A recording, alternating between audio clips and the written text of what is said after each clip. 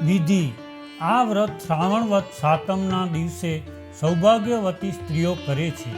તે દિવસે નદી કે તળાવે અથવા ઘરે ઠંડા પાણીએ સ્નાન કરવું તથા આખો દિવસ ટાઢું ખાવું. તે દિવસ ઘરમાં ચૂલો સળગાવવો નહીં.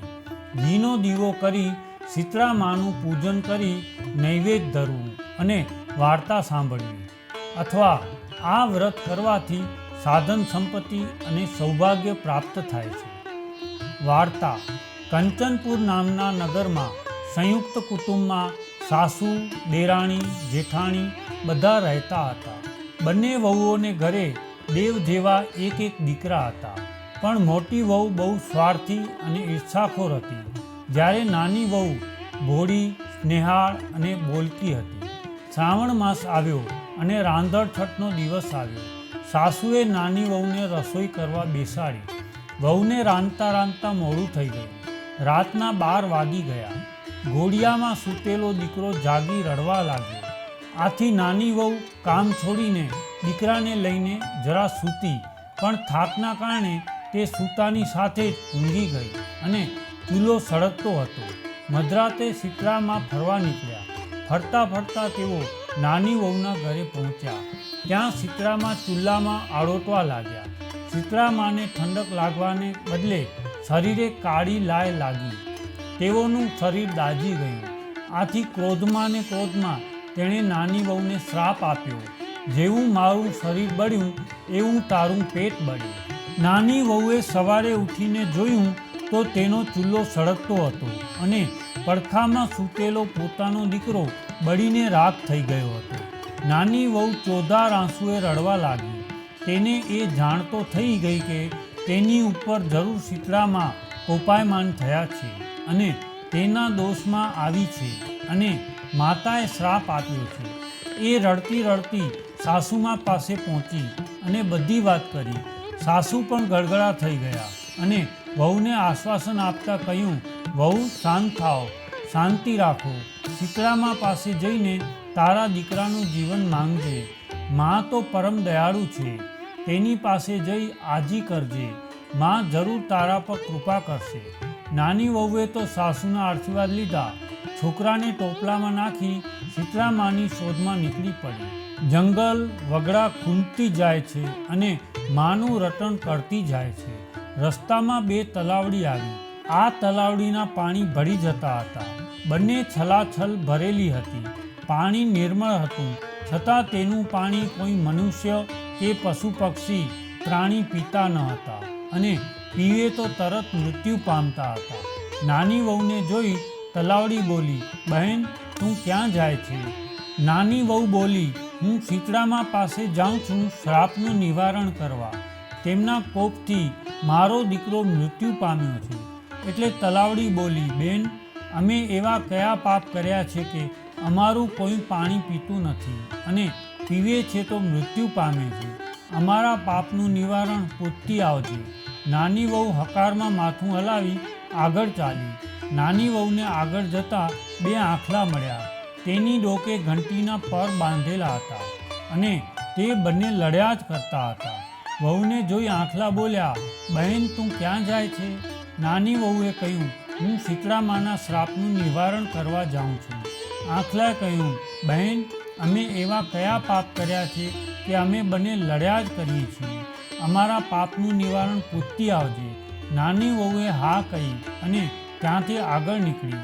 થોડે આગળ જતાં તેણે જોયું તો બોરડીના ઝાડ નીચે ડોશીમાના વાળ ખુલ્લા છે અને 2 હાથે ખંજવાળે છે. નાની વહુને જોઈને બોલ્યા: બહેન, તું આમ ઉતાવળમાં જંગલમાં ક્યાં જાય છે?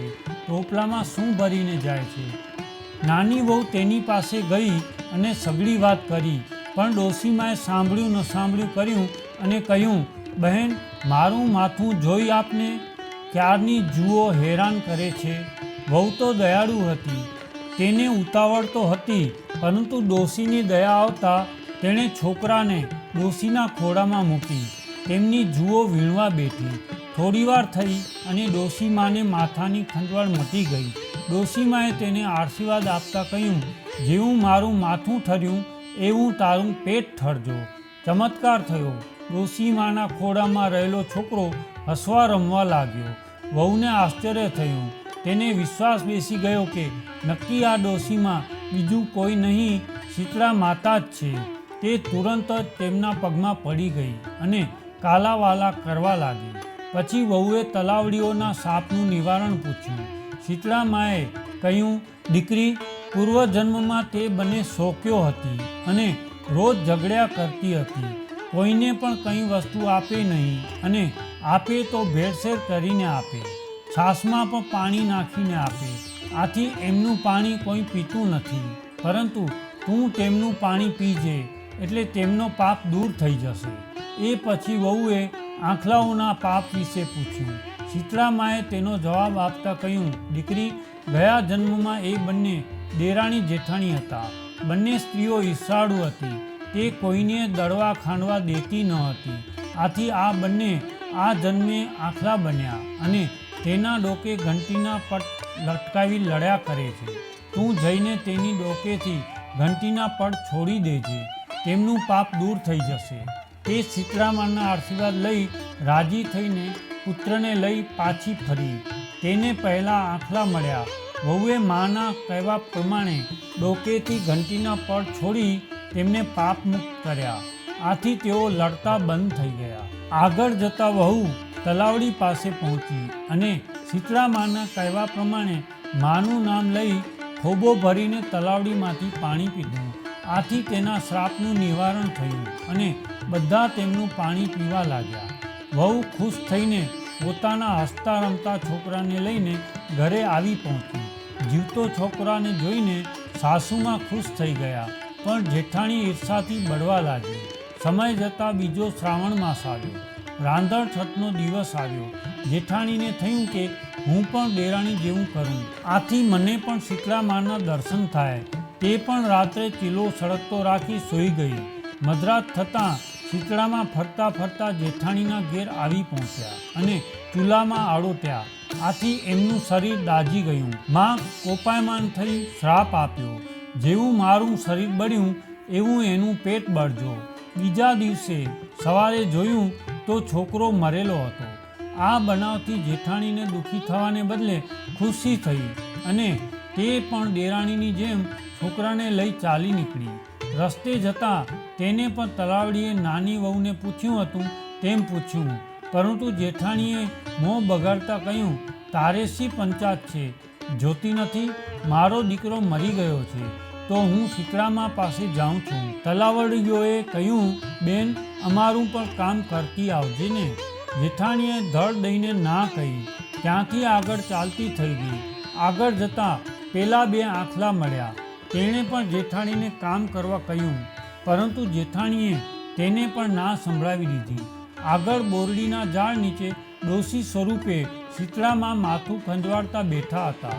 તેણે પણ મોટી વહુને પોતાનું માથું જોઈ આપવાનું કહ્યું. આથી તેણે ગુસ્સે થઈને ડોશીને સંભળાવી દીધું, હું કાંઈ તારા જેવી નવરી નથી કે તારું માથું જોવા બેસું. જોતી નથી? મારો દીકરો મરી ગયો છે.